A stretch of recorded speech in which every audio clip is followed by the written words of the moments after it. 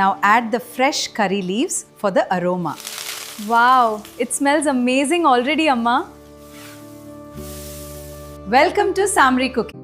இன்றைக்கி நம்ம வந்து பாவ் பாஜி ரெசிபி தான் பார்க்க போகிறோம். சிம்பிளாக டேஸ்டியான பாவ் பாஜி செய்கிறது எப்படின்னு சொல்லிட்டு நம்ம பார்க்கலாம். ஃபஸ்ட்டு கடாயில் வந்து நம்ம கொஞ்சம் எண்ணெயும் வெண்ணெயும் போட்டுக்கணும்.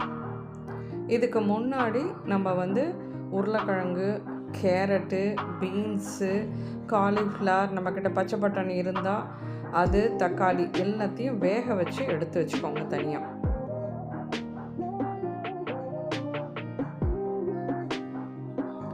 இந்த வெண்ணெய் நல்லா உருகுனதுக்கப்புறம்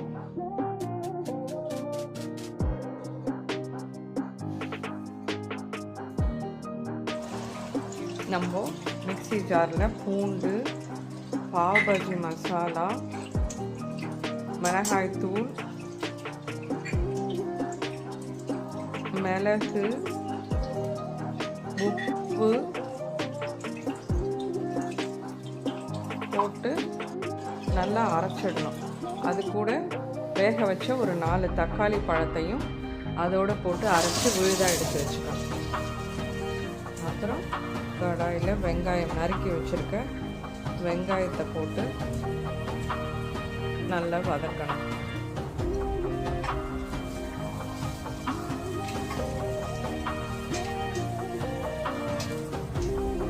அப்புறமா நறுக்கி வச்சுருக்க குடமிளகா அதையும் போட்டு நம்ம நல்லா வதக்கணும்.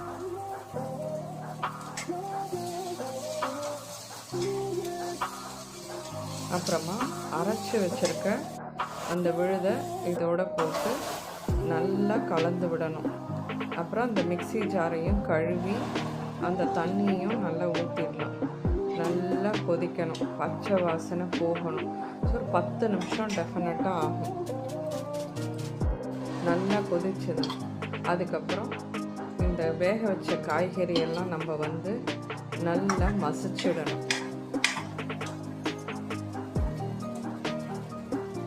நல்லா மசிச்சதுக்கப்புறம் இதுவும் நல்லா கொதித்து வரும்போது அந்த வேக வச்ச காய்கறியை வந்து மசிச்சதை இதோடு எடுத்து போட்டு நம்ம மிக்ஸ் பண்ணணும். நல்லா கலந்துட்டு அப்புறம் திருப்பி ஒரு டம்ளர் தண்ணி எடுத்து இதில் ஊற்றிடுங்க. நல்லா எல்லாத்தையும் திருப்பி கலந்து விடுங்க.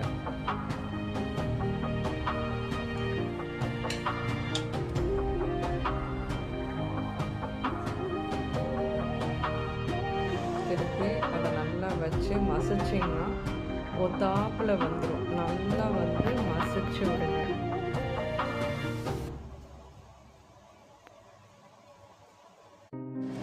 அதுக்கப்புறம் நல்லா கொதிச்சு வரும்போது கொஞ்சம் வெண்ணெய், அப்புறம் நறுக்கி வச்சுருக்க கொத்தமல்லி, இந்த பக்கம் பாவ் பன் எடுத்துட்டு நம்ம கட் பண்ணி நெய்யோ வெண்ணெயோ என்ன இருக்கோ அதை போட்டு நல்லா நம்ம டோஸ்ட் பண்ணணும்.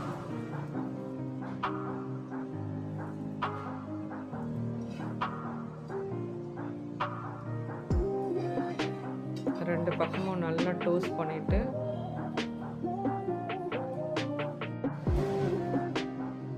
அதுக்கப்புறம் கொஞ்சோண்டு அந்த பாஜியை எடுத்து அதில் ஸ்ப்ரெட் பண்ணணும்.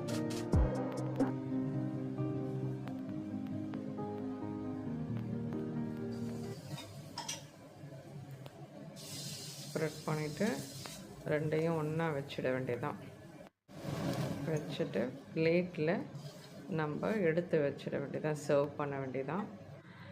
சிம்பிளாக ஈஸியான பாவ் பாஜி மசாலா வந்து நமக்கு ரெடி ஆயிடுச்சு. டேஸ்ட் பண்ணி பாருங்கள்.